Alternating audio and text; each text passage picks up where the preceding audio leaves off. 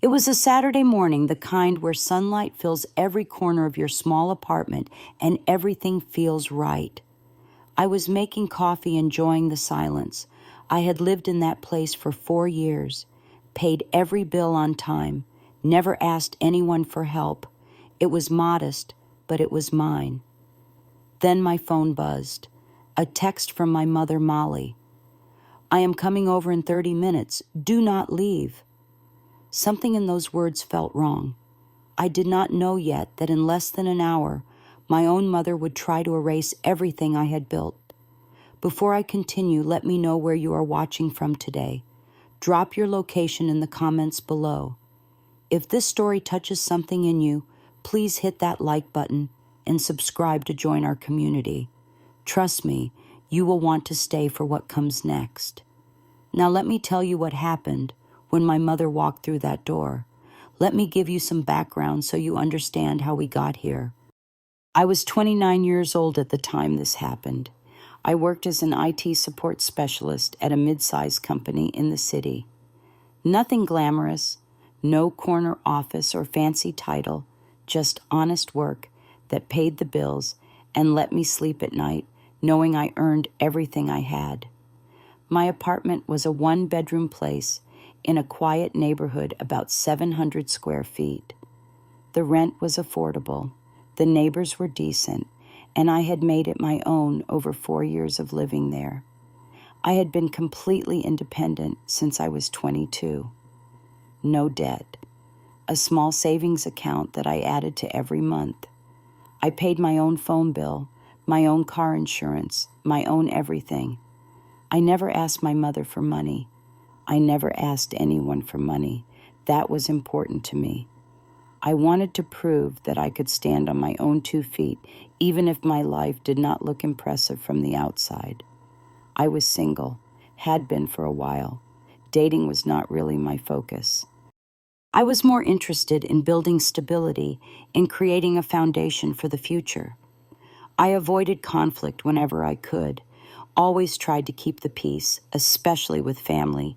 That was my biggest weakness, and my mother knew it. Now let me tell you about Molly.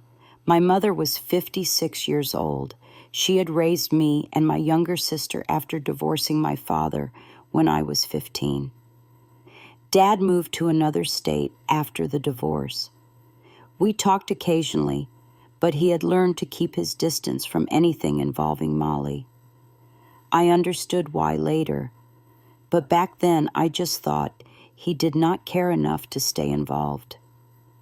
Molly was the kind of woman who cared deeply about appearances, what the neighbors thought, what the relatives whispered about at family gatherings. She measured success by things you could show off: a big house, a new car, a prestigious job title, a wedding announcement in the local paper. If you could not post it on social media or brag about it at church, it did not count. She compared me to everyone: her friends' children who became doctors and lawyers, cousins who bought houses before 30, strangers she read about in magazines. I never measured up. I was always falling short of some invisible standard she had created in her mind. And then there was my sister Caroline. Caroline was 26. She had never moved out of my mother's house, never paid rent, never struggled for anything in her life. Molly gave her everything, paid for her car, her phone, her clothes. Caroline was engaged to a man named Derek, who owned a house and drove a brand new truck. In my mother's eyes, Caroline had done everything right. She was the success story. I was the cautionary tale. Caroline and I were not close. We never had been. She saw me as competition for our mother's attention, even though there was no competition. Molly had chosen her favorite long before either of us understood what that meant. So that Saturday morning when I opened my door expecting just my mother, I was not prepared for what I saw. Molly was standing there in the hallway. Behind her were 3 men in matching uniforms. A moving truck was parked on the street below, visible through the window at the end of the hall.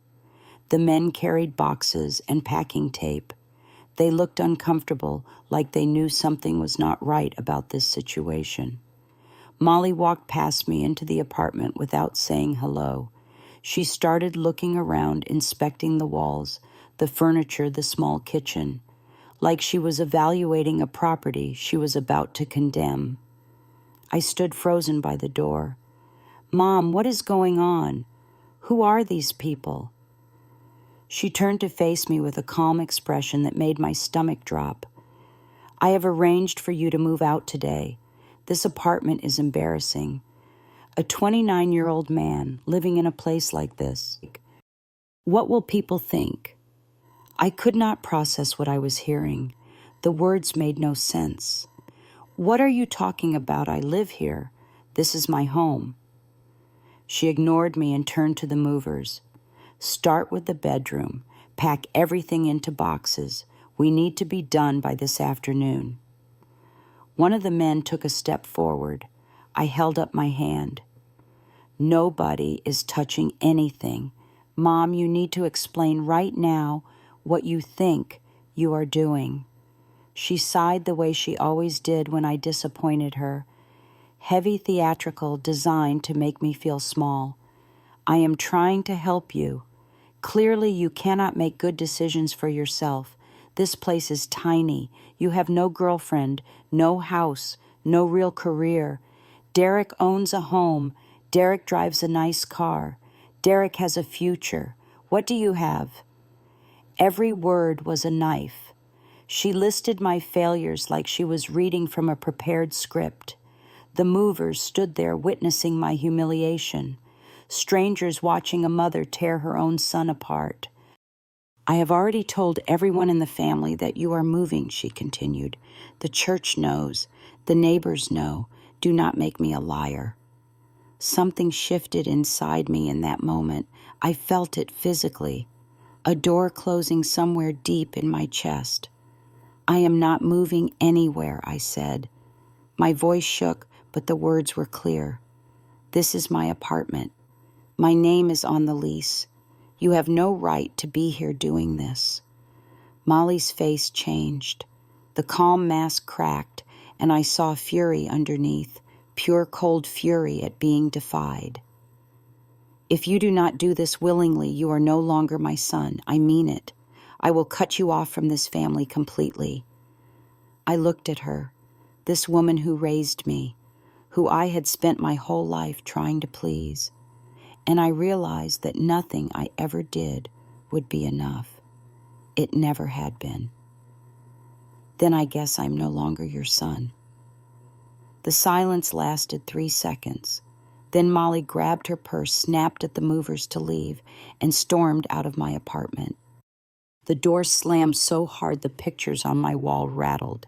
I stood alone in the middle of my living room, heart pounding, hands trembling. I had just told my mother to leave. I had just drawn a line I could never uncross. I did not know yet that this was only the beginning. That night I did not sleep at all. I lay in bed staring at the ceiling, replaying every moment. The movers, the inspection, the list of my failures, the way she said no longer my son, like it was nothing, like I was nothing. The next morning I called my father. I needed someone to tell me I was not crazy, that I had not overreacted. He listened quietly while I told him everything. When I finished, he was silent for a long time. Then he said, "That is just how your mother is. She has always been that way. You know that. So I should have just let her move me out, let her take my apartment." I am not saying that. I am just saying fighting with Molly never ends well. She does not forget. She does not forgive. He offered no support, no comfort, just a warning to expect retaliation. Then he made an excuse about needing to get to work and hung up. I had never felt more alone in my life. Within 3 days, the phone calls started. First, it was Aunt Patricia, my mother's sister. "I heard what happened. How could you treat your mother like that? She drove all the way to your apartment to help you, and you threw her out. She only wants what is best for you. I tried to explain. That is not what happened. She showed up with movers without asking me. She tried to force me out of my own home. That does not sound like Molly at all. She said she offered to help you find a nicer place, and you started screaming at her. She was in tears when she called me. My mother crying, right. The woman who had looked at me with ice in her eyes while listing my failures, crying. Uncle Robert sent a long text message about family loyalty and honoring your parents. Cousins I had not spoken to in years suddenly had opinions about my life choices and my lack of respect. My grandmother, the one person I thought might understand, stopped returning my calls. I realized what had happened. Molly had called everyone before the dust settled. She had told her version of the story.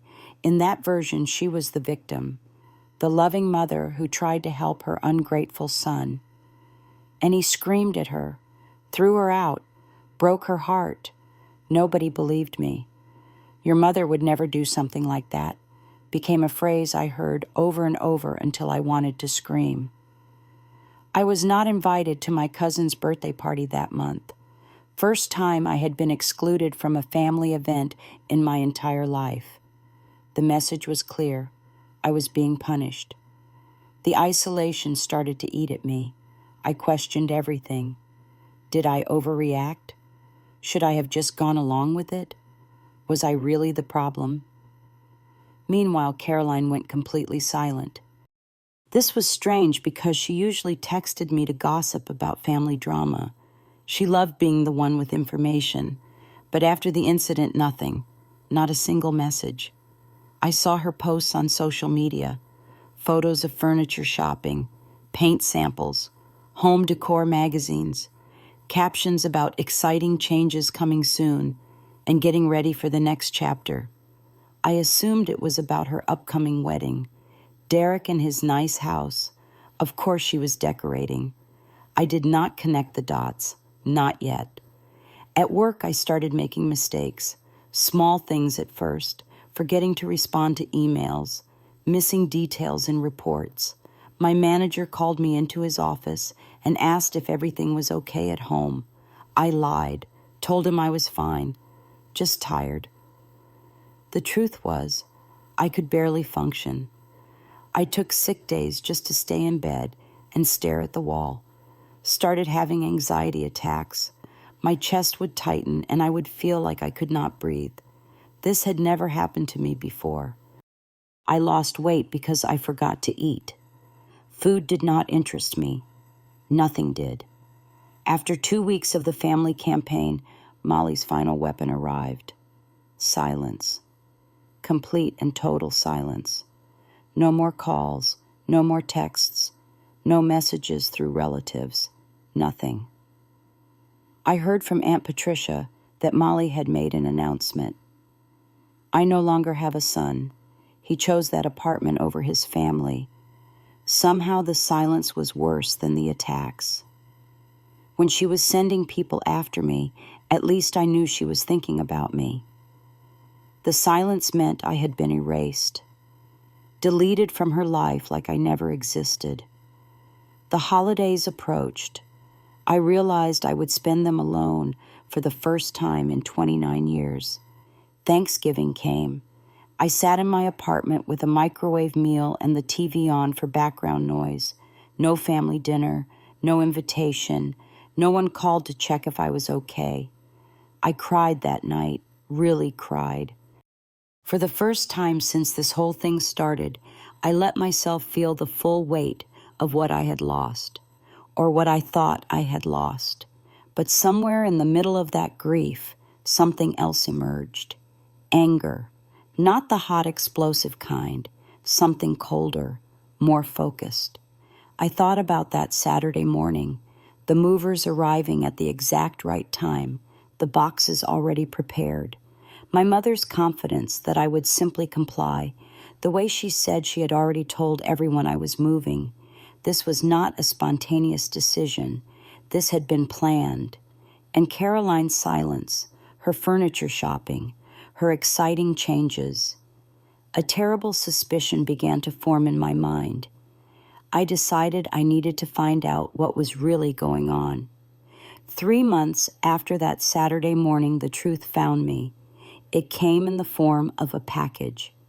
A delivery driver knocked on my door in early December with a box addressed to Caroline at my address. Same last name, similar apartment number format. An easy mistake. I was about to return it when I noticed the sender, a property management company. The name seemed familiar. I looked it up online. It was the company that managed my apartment building. Why would they be sending something to Caroline at my address? I called a friend named James, who worked in real estate, asked if he could quietly look into something for me. He owed me a favor from years back, and he did not ask too many questions. 2 days later, he called me back. "This is weird, man. Someone inquired about your apartment lease about 6 months ago, before you even had any problems. They wanted to know about lease transfer procedures, how to take over an existing lease. What happens if the current tenant breaks their lease early?" "Who made the inquiry?" "Someone with your last name, first name Molly." My hands went cold.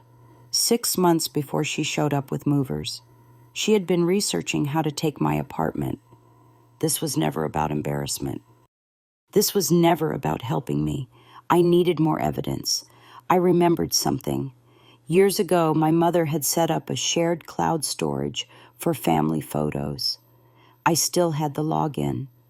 Nobody had ever changed the password because nobody remembered it existed.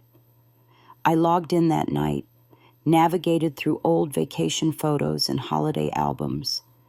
Then I found a folder I had never seen before. It was not shared with me, but my old access level still let me open it. The folder was labeled Plans. Inside were email chains between Molly and Caroline, going back 14 months. The first email was dated 14 months before the movers showed up. Molly had written to Caroline about a solution to her housing problem. Caroline was engaged to Derek, but did not want to move into his house. She wanted her own space, something she could control. Molly's solution, my apartment. I read the emails with shaking hands. Molly wrote that the apartment was perfect, good location, affordable rent. Already set up. All Caroline would have to do was move in. The only problem was that I was currently living there. But Molly had a plan. "He is 29 and has no ambition," she wrote. "He will not fight back. He never does." Caroline responded with excitement. She started planning how to decorate, asked if she could paint the walls, discussed where her furniture would go. 8 months before the incident, Molly wrote that she had tried hinting to me about moving, suggested I might want a bigger place, a house maybe. I had politely declined. I was happy where I was. "He did not take the bait," Molly wrote. "We need to try something more direct." 6 months before Molly contacted the property management company, asked about lease transfers. This matched what James had found. 4 months before Molly finalized her plan, she wrote that she had hired movers for a Saturday morning. She would present it as a done deal, give me no time to think. "I will tell him it is embarrassing for a man his age to live in a place like this," she wrote. "He is sensitive about that topic. It will work."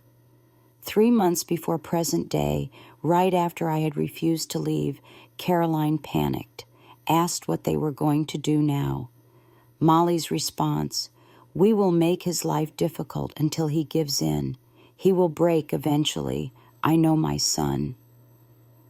I sat at my computer for an hour reading everything.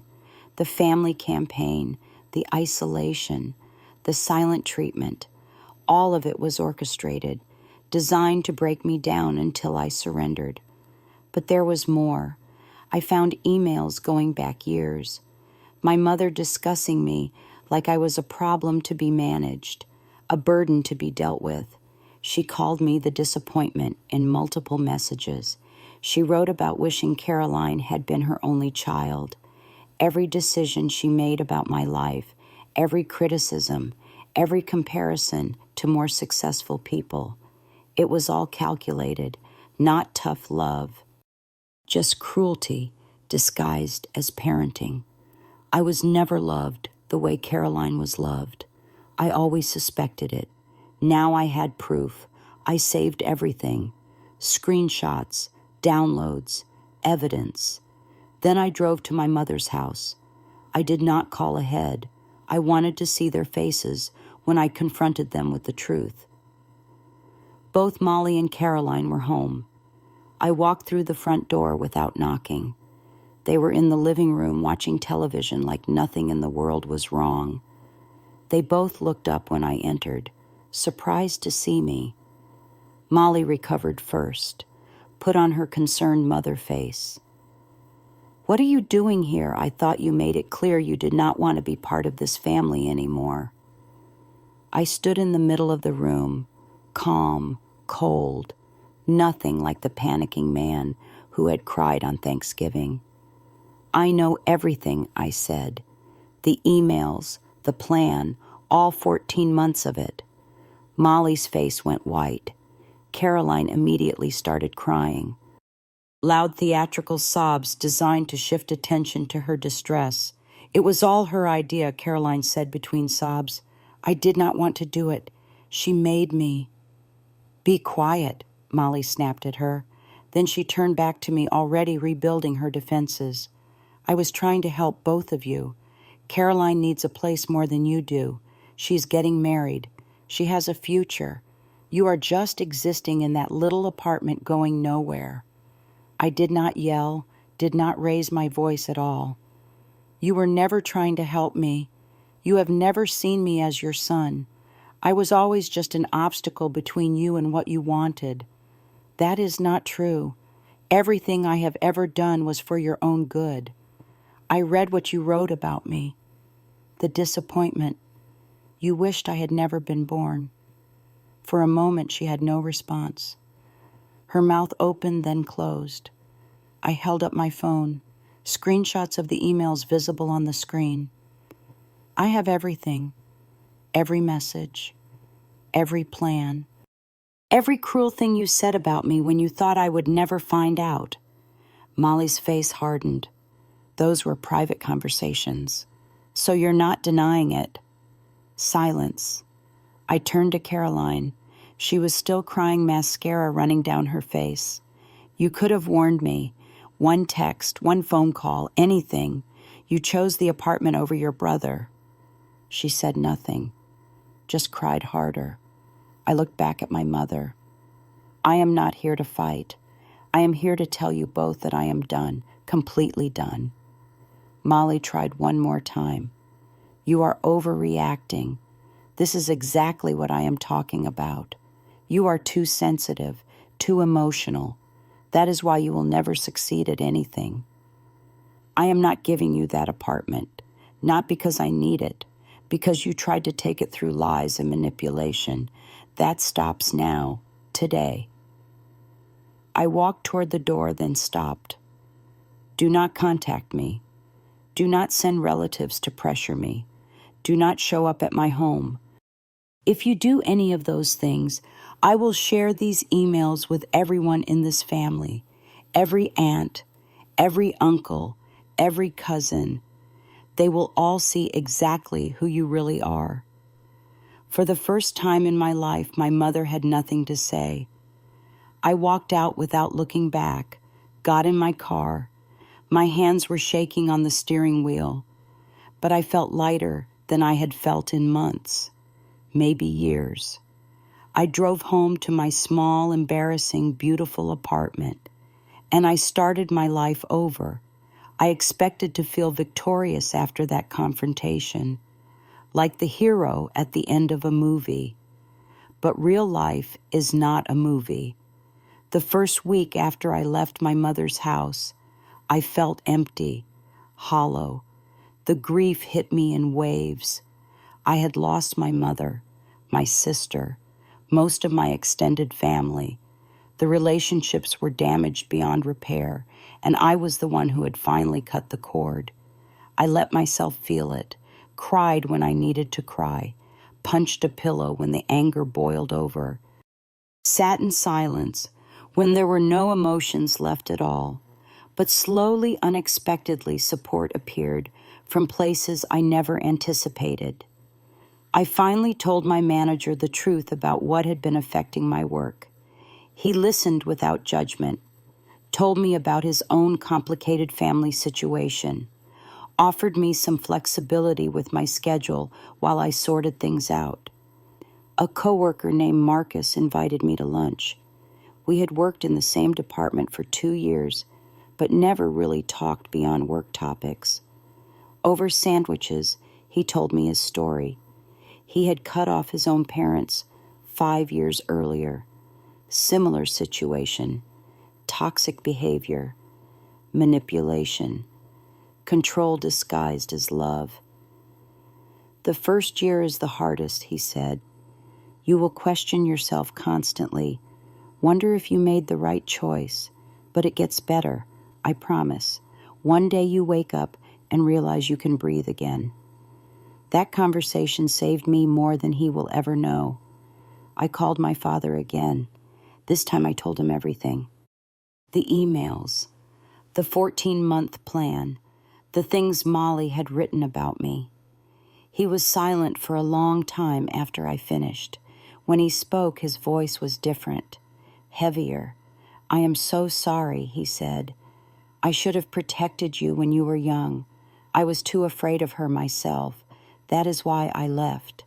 I ran away instead of fighting for you and your sister. I abandoned you. I know that now. He paused.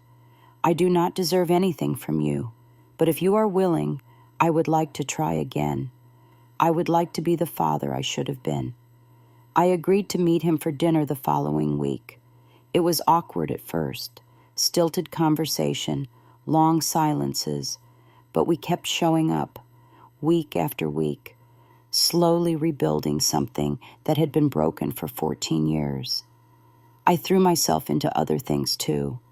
Work became a focus again. I got a small promotion a few months later, started going to the gym, taking care of my body instead of punishing it. I joined a book club at the local library, met people who knew nothing about my family situation, who liked me for who I was, not who I was related to. I started seeing a therapist. She helped me understand what I had experienced, growing up with a narcissistic parent, being the scapegoat while Caroline was the golden child, the constant criticism designed to keep me small and controllable. It was never your fault, she said. You were a child. You did not choose this, and you did nothing to deserve it. Those words took months to sink in, but eventually they did. December came around again, a full year since I had discovered the emails, a full year since I had lost and found myself. I decided to host a small dinner at my apartment. I invited Marcus from work, 2 friends from the book club, and my father. My apartment was decorated simply. A small tree in the corner, some lights around the window, nothing fancy, but it felt warm. When everyone arrived and we sat down to eat, I looked around the table. These people were my family now, chosen, not assigned, different from what I had imagined my life would look like, but real, honest, mine. A few months later, I heard news from the old world through a distant cousin who had secretly reached out to support me. Caroline's wedding had happened, but Derek called it off 2 months afterward. Apparently, he had watched how my family treated me, seen the truth beneath the surface, and gotten scared. He did not want to marry into that. Caroline moved into a small studio apartment, alone. No help from Molly this time. Molly was still telling everyone I was the villain, but more relatives were starting to question her version of events. Cracks were forming in the story she had built. I felt no joy hearing about their struggles, no satisfaction, just a distant sadness for what could have been if things were different, if she had been different. Looking back now, I understand what this experience taught me. Family is not automatically sacred because of blood.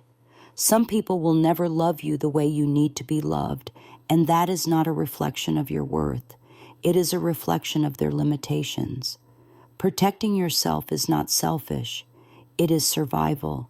Sometimes the most loving thing you can do for yourself is walk away from people who cannot love you properly.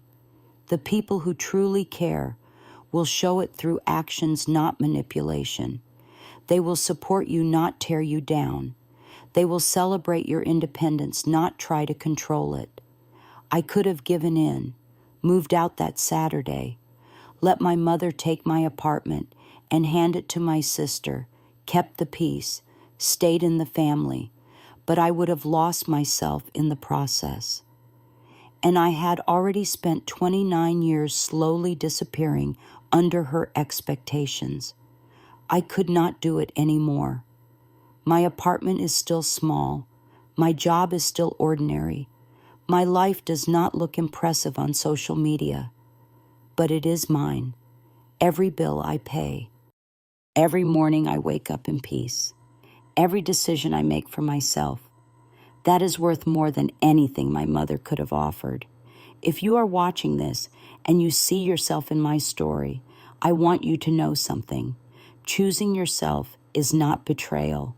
Walking away from people who hurt you is not weakness. It is the bravest thing you will ever do. You deserve people who see your worth without you having to prove it. You deserve love that does not come with conditions and control. You deserve to take up space in this world without apologizing for it. Sometimes the family you lose makes room for the family you find. I found mine, and I am finally home. Thank you for listening to my story today. I know it was a long one, but I appreciate you staying until the end. Now, I want to hear from you. Have you ever had to distance yourself from family members who hurt you? How did you find the strength to put yourself first? Share your experiences in the comments below. Your story might help someone else who is going through the same thing. If this video meant something to you, please give it a like. It helps more people find these stories. And if you are not subscribed yet, hit that subscribe button so you do not miss the next one. Share this with someone who needs to hear it today. Sometimes knowing you are not alone makes all the difference. Take care of yourselves. You are worth fighting for, and I will see you in the next video.